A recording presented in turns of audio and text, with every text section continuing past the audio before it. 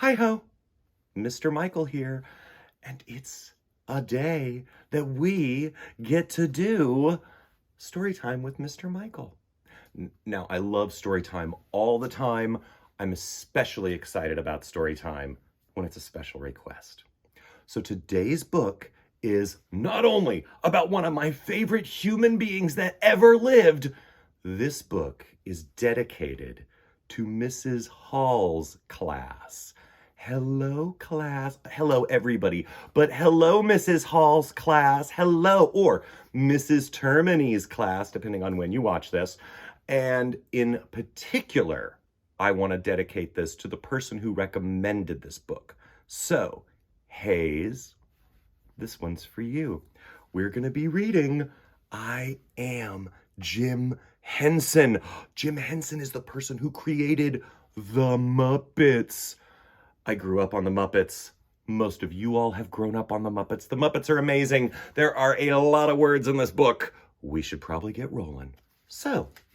It was written by Brad Meltzer and illustrated by Christopher Eliopoulos. Now, this book is a biography, but it's written in first person. So it's like Jim himself is telling us this story about what it was like to grow up. Let's listen in. I Am Jim Henson by Brad Meltzer, illustrated by Christopher Eliopoulos. I am Jim Henson.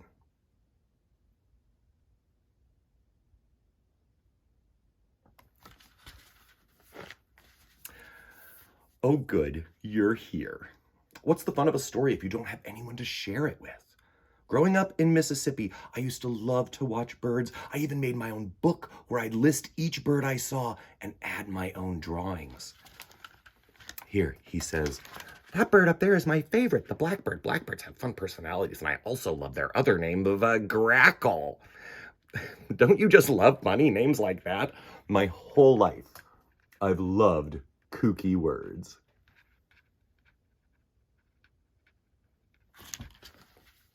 Want to know what else I loved? Laughing. As a kid, this was one of my favorite family jokes. My mom used to play it on me and my brother all the time. Say when. Gee, that's enough. Mom, that's enough. Mom, you didn't say when. Mom's got jokes. At 8 years old, I'd come here to the movie theater. Every Saturday, this was my favorite place. For 15 cents, I could get a bag of popcorn and spend the whole day watching cartoons, newsreels, action movies, and comedies. My favorites were the ones with wild clothing and far-off locations like the Old West or foreign countries.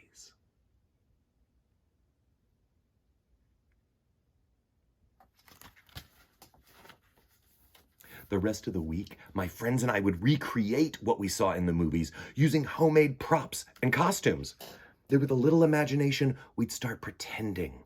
There was no limit to what we could do. Oh, here's a bed sheet as a turban, and they're saying, look, the great snake charmer! And a garden hose is the snake. Here, oh, look, a star tattoo. They used cork cut like a star, charred black. And then the star tattoo was just like something one of the bad guys had in a movie. My grandparents played a big role in my life. I got my middle name, Maury, from my grandfather, who loved to laugh too, but he never laughed at anyone. He never made fun of people. As for my grandmother, she was the best audience. When she came over to visit, we'd use paint, glue, and crayons to make the most amazing art projects. She was the one who encouraged me to draw things that made me happy. Monsters with giant mouths and birds with big eyes. Ta-da! I adore it, Jimmy. Now, tell me a story about each creature.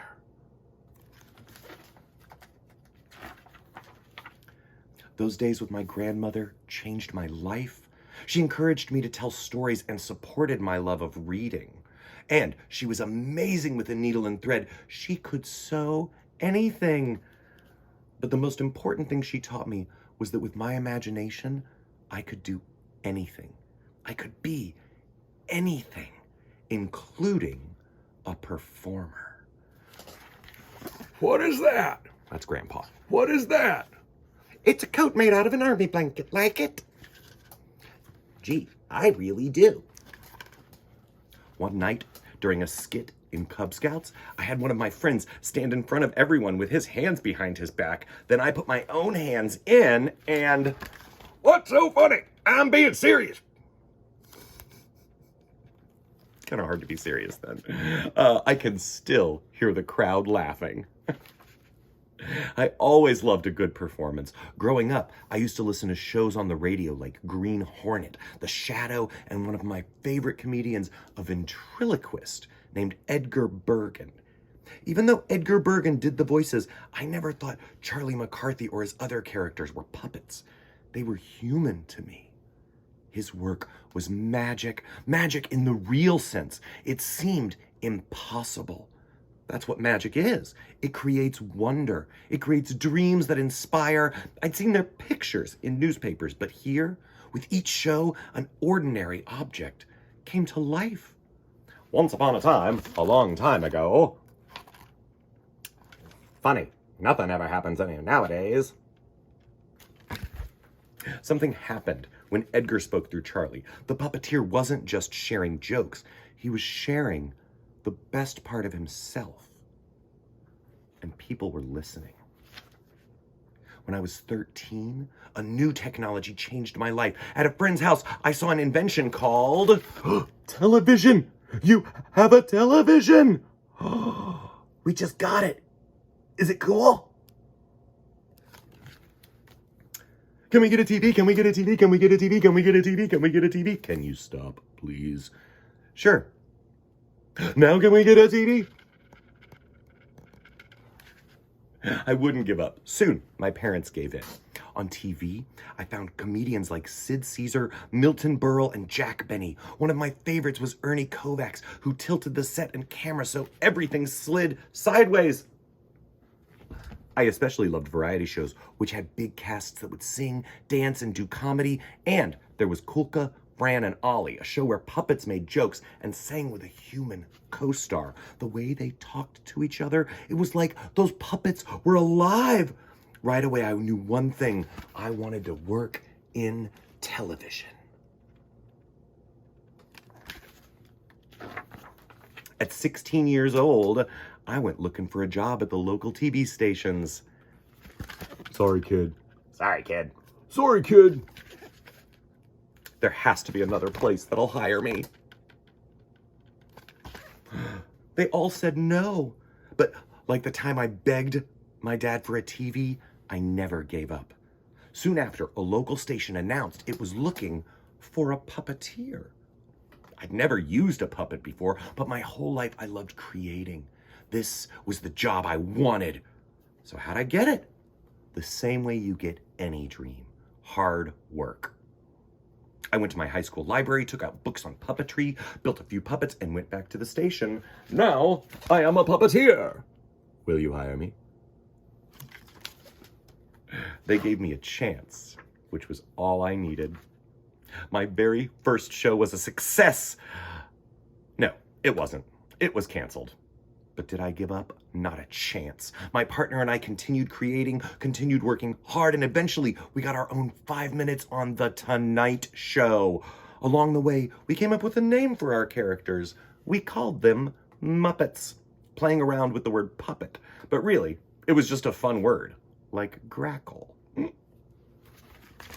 By the way, this is Jane. She works on the shows with me. We're going to get married one day. What? We get married? Don't ruin the ending. See all those Muppets? There's Rolf. That's Rolf. Our show is called Sam and Friends. We needed a new puppet, and the answer was in plain sight.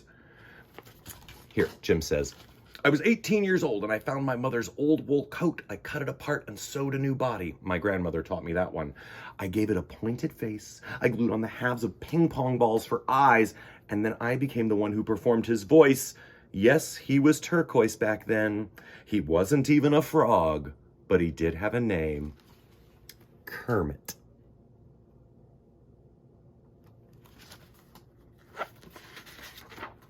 With each show, I kept inventing new characters, dreaming up new ways to make people laugh. On TV, unlike a puppet stage, there were no walls. So we could film our Muppets from far away or bring them really close for an easy laugh.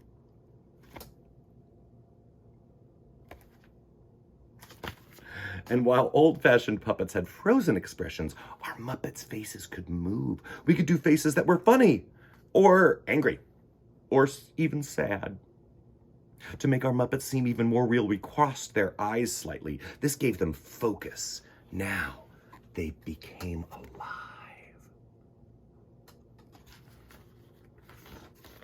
But you want to know my real secret? Practice. We would practice in a mirror over and over until it was just right. The only way people would feel a sense of wonder was if we could give each character a life of its own. Let's do it again, fellas. This is Jerry Jewell, who writes for the Muppets, Don Salin, who helps build the Muppets, and Frank Oz, who will be the voice performer of Grover and even Yoda. Who's Yoda? Don't ruin the ending. We did commercials and performed on other shows, but like so much of life, it was all just training for our next adventure. 2 TV producers named Joan Gantz Cooney and John Stone were about to give me the opportunity of a lifetime. We want to create a show that will change the lives of children, especially those whose families don't have a lot of opportunities. We want a show that can help them learn to read and count. It can be funny, right? They even had a name for it. Sesame Street! Since kids loved the Muppets, we built Muppets who could interact directly with the kids. We began with a big yellow bird who was a child himself. That's me. I'm Big Bird. And then we added a grouchy green monster named Oscar. They know who I am. On November 10th, 1969, the first episode aired. It was a smash hit. Look at all these Muppets. Every episode, Sesame Street taught the ABCs. C is for cookie. And 1, 2, 3s. That's for beautiful. Bats. It was one of the first shows to have kids of different races playing and learning together. It taught kids how to share, how to take turns, and how to get along. Certainly, with all its zany creatures, it made us laugh.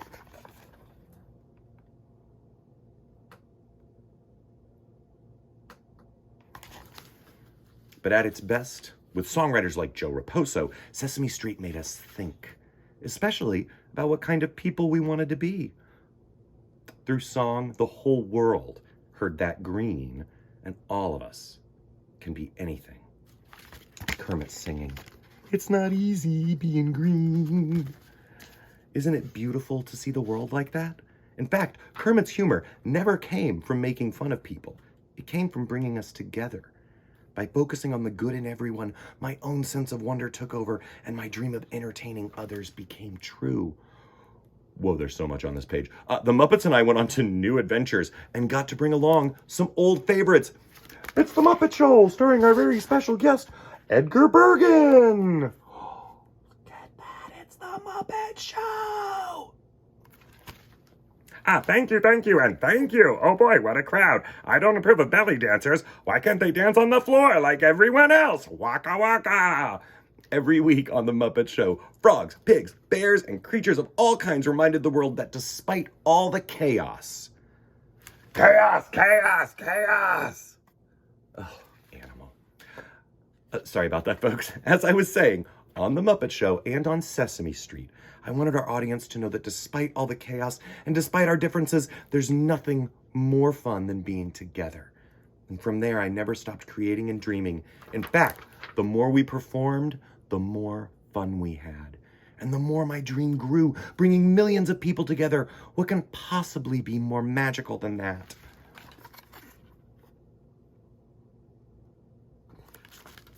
Honestly, what could be? Here Kermit sings, "Life's like a movie, write your own ending. keep believing, keep pretending. We've done just what we set out to do. Thanks to the lovers, the dreamers, and you.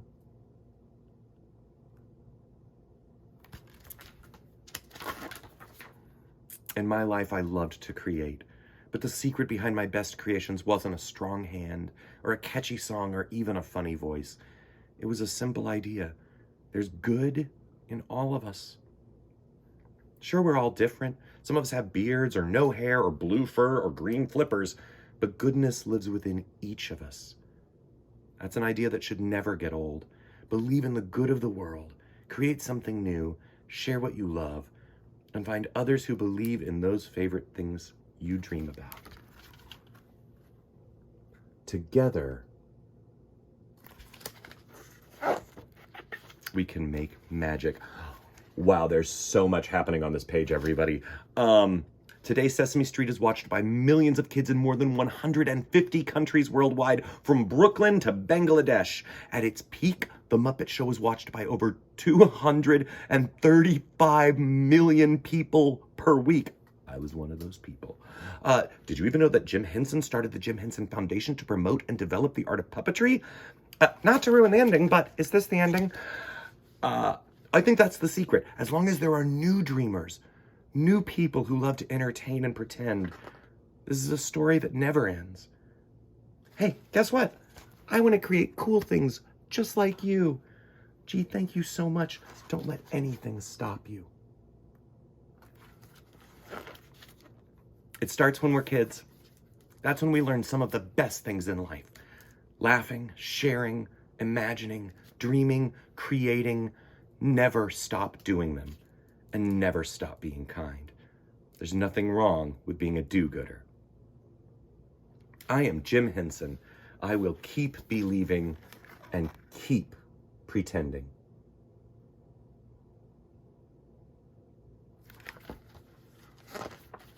The end. Wow, everybody. Okay, this was a long one, but this was worth every second. I love the Muppets. I grew up on the Muppets. I was inspired by the Muppets. I have some Muppets. I mean, some like replica Muppets. What a great, great, great book. Hayes, thank you for sharing this. I'm kind of beside myself. I had not read this until this very moment, and I'm a little affected. I love Jim Henson. I love Kermit. I love the Muppets. I love Gonzo. And I love all of you. Thank you for making Storytime special. Thank you for watching. Thank you for sharing. And everybody, please, please, everybody at home, everybody in Mrs. Hall's class, keep reading. Stay curious. I'll see you next time. Bye.